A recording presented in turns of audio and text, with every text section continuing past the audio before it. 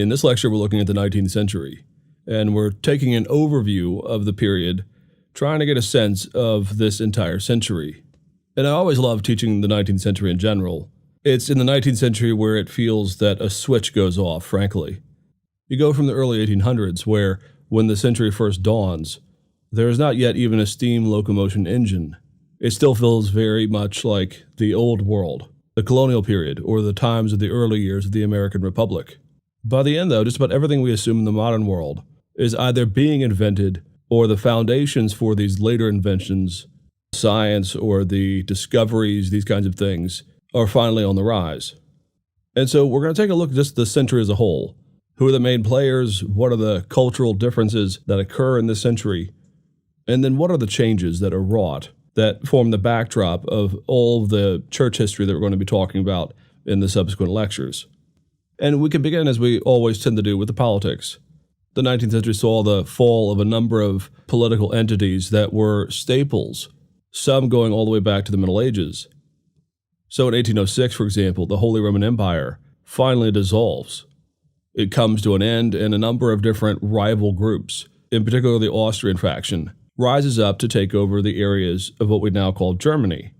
As something of an extension of that, you also see Spain begin to fall and retract itself from the enormous amount of leverage that it was putting on areas in South America and Central America, as well as other countries. And it retracts its empires, and it becomes more isolated to the Iberian Peninsula itself.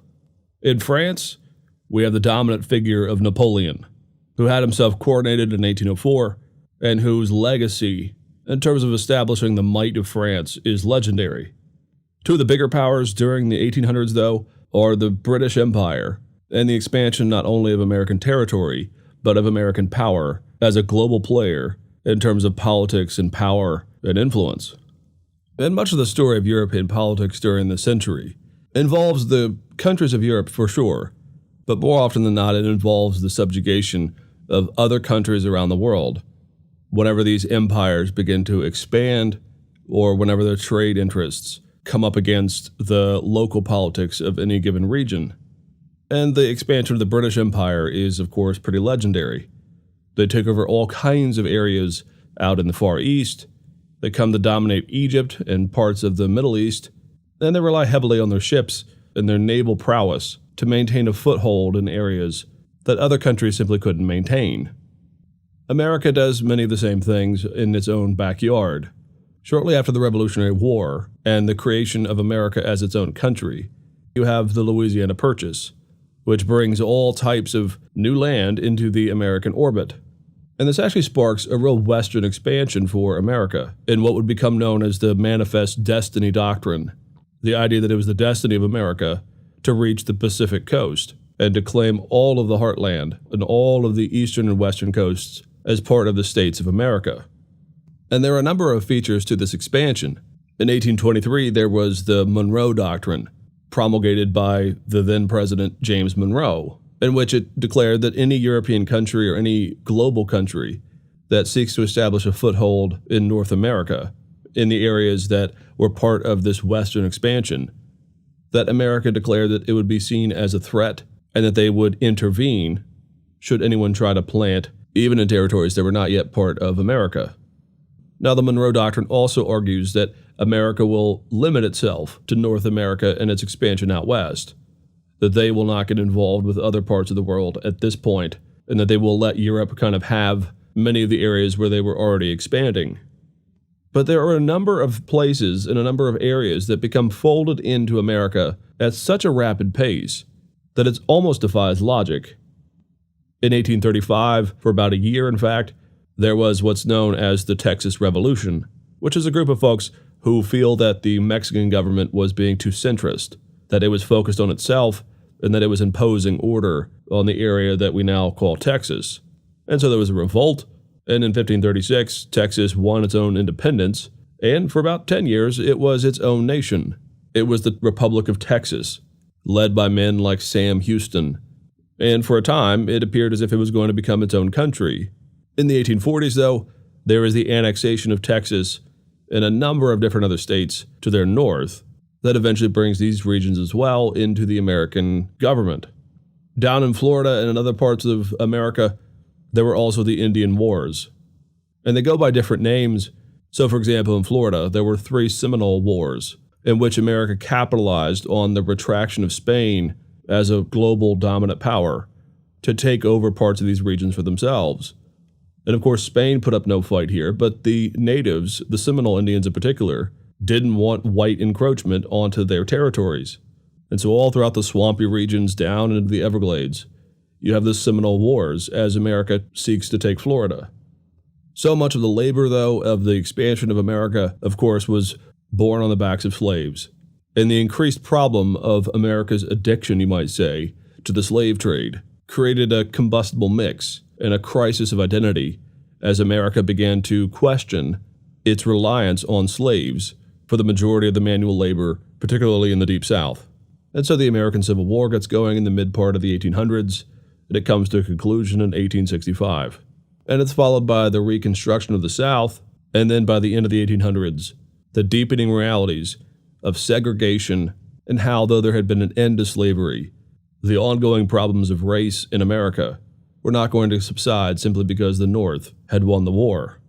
So there are lots of problems and controversies and crises of identity in the 1800s in terms of politics.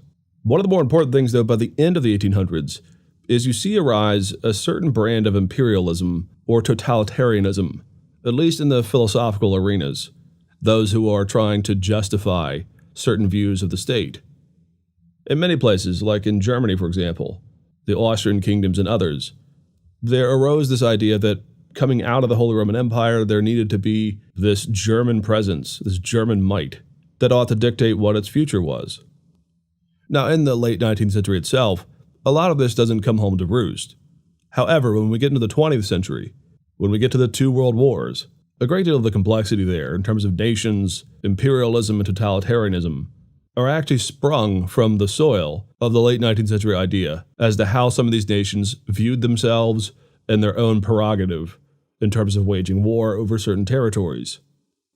When we turn from politics, though, to some of the inventions and discoveries of the 19th century, again, this is where you start to see some of those switches go off, where things move from a very colonial cast of the way America was in the early days to increasingly something that looks very modern. So in the 1850s, for example, you have finally a process for the mass production of steel, which is enormously important for all kinds of things, both in terms of military arsenal and in terms of construction. You start to see things like skyscrapers arise in the late 1800s, supported by these steel structures. The horizon of some of these metropolitan areas, in other words, goes increasingly up into the sky. Around the same time, you have the linking up of East and West in 1869 with the completion of the Transcontinental Railroad. Suddenly, people could, by train, travel all the way across America, from New York down to California. And what this sparks in America in particular is from 1870 until 1914, with the global crisis in the economy, we have an age that historians call the Gilded Age, which is an age of rapid expansion with opportunists like the gold rush folks traveling to all types of areas, creating little boom towns as they seek wealth and fortune in these areas that become part of America. And many of these western towns, western cities, even some that are large cities today, often got their start as part of this expansion. You don't simply have, though, the expansion of the railroad systems. In 1886, you actually have the first commercial automobile created, an electrical moving engine, a moving carriage, as many people like to call it in its own day, that no longer needed horsepower to get from point A to point B. In the late 1870s, you have Thomas Edison experimenting for the first time with the electric light bulb. Just 6 or so years after that, you have Louis Pasteur, who comes up with the first rabies vaccination, which of course is only the tip of the iceberg as to where the study of medicine and chemistry and all these types of things will begin to go. And of course, the 20th century will reap so many of the rewards of this scientific experimentation. In terms of culture, so many of the books that we know, even though we don't always get a chance to read them in our lifetime, are often the product of this modern world. People like Jane Austen, Mark Twain. It's in 1890, in fact, that Van Gogh himself dies.